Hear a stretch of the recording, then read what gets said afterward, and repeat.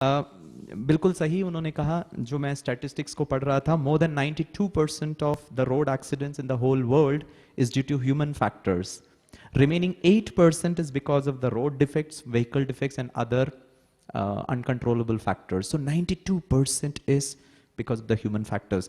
मैं डॉक्टर साहब को थोड़ा सा यहाँ इन्वॉल्व करना चाहूँगा। डॉक्टर साहब, एज अ साइकेट्रिस्ट मैं जानना चाहूँगा, मान लो गिरीश भाई को, ये गिरीश भाई, नॉट वो गिरीश भाई, क्योंकि मैं साइकेट्रिस्ट नहीं हूँ, दिस गिरीश भाई को सब मालूम है कि सीट बेल्ट पहनना चाहिए, लाल बत्ती पर रुकना चाहिए, ट्रैफिक के रूल्स को फॉलो करना चाहिए, ओवर स्पीड नहीं करना चाहिए, ये सब मैं जानता हूं, लेकिन फिर भी नहीं कर पाता हूं। क्या ये अवेयरनेस मेरे में सिंक क्यों नहीं हो रहा है? व्हाट कुड बी योर, आपके हिसाब से ऐसा क्यों हो रहा है कि हम सब जानते हैं लेकिन कर नहीं पाते हैं? ऐसा क्या कारण हो सकते हैं आपके अनुसार, जिसकी वजह से आमतौर पर लोग इन सब चीजों को जानते हुए भी नहीं करते हैं? थोड़ा इस पे हम पर। बहुत सारे फैक्टर्स है एक्चुअली। एक बहुत इंपॉर्टेंट फैक्टर तो मैं समझ रहा हूं कि आज हमारे विचारों की स्पीड बहुत बढ़ गई है। और हमारे विचार तो कैसे पता है? बंबई की सबअर्बन ट्रेन जैसे है ना। एक ट्रेन बोरीवली की ओर जाती है, एक चर्चगेट की ओर जाती है, दूसरी भी एक साइड बोरीवली की ओर जाती है। तो we are thinking in different direction. हाँ, अभी भी सब सुन रहे हैं हमको कि नहीं सुन रहे? सुन रहे हैं? नहीं सुन रहे? सुन रहे हैं? बोलते नहीं है, नहीं सुन रहे हैं। मैं बोल भी नहीं रहा हूं तो आप कैसे सुन सकते हैं? हाँ, बोलते बोलते भी मैं और कुछ सोच रहा हूं कि भी कल लेक्चर देना है, क्या तैयारी करेंगे, है ना।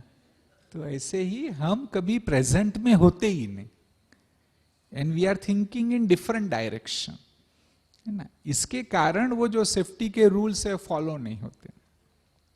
दूसरा एक साइकोलॉजिकल रीजन है। मैंने काफी गहराई से सोचा है, साइकोलॉजी को भी पढ़ा, आध्यात्म का अभ्यास किया बहुत समय तक, तो मैं इस नतीजे पे पहुंचा हूं कि आज लोग कंफ्यूज्ड है मेंटली। वो क्लैरिटी नहीं है, हम अंधेरे में भटक रहे।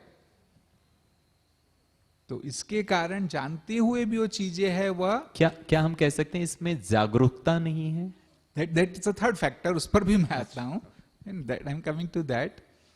कि भाई एक हम, क्योंकि इंटरनली वो जो स्टेट है कंफ्यूजन की, इसके कारण भी प्रॉब्लम्स है। और थर्ड फैक्टर इज दिस, कि जो अवेयरनेस होनी चाहिए वह अवेयरनेस नहीं है।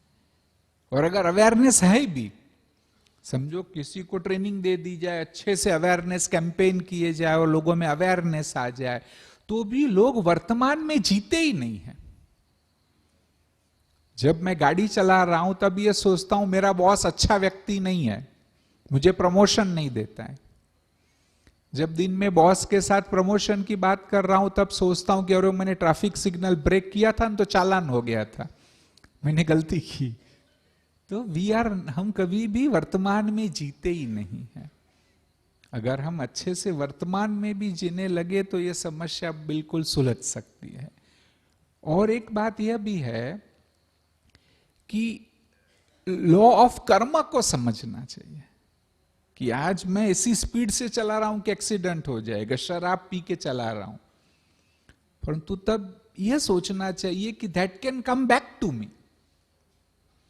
एक अच्छी छोटी सी कहानी पढ़ी थी कहीं, कि जिसमें ट्रैफिक पुलिस था, कि जो ट्रक्स होती है, कि भी ओवरलोडेड ट्रक्स, कि भी जिसको एंट्री नहीं दी जाएगी, लेकिन थोड़ी सी रिश्वत लेके वो ट्रक को उसने एंट्री दे दी। बड़ी अच्छे से वह कहानी लिखी गई थी। और वो ट्रक को उसने एंट्री दे दी। फिर कुछ समय के बाद घर से फोन आया कि बच्चे के ऊपर वो ट्रक लुढ़क गई है। तो अपना ही बच्चा था, तो इस प्रकार से सचमुच ये जो लॉ ऑफ कर्म है, वो ये तो डायरेक्ट बात थी, लेकिन कुछ इनडायरेक्ट वे में भी वो बात हमारे तक वापस आ सकती है। इसके बारे में भी अगर हम थोड़े जागरूक हो जाए, उसका महत्व हम समझ ले, तो सेफ्टी के बहुत सारे जो रूल्स है वो हम फॉलो करेंगे। Thank you. Thank you doctor साहब।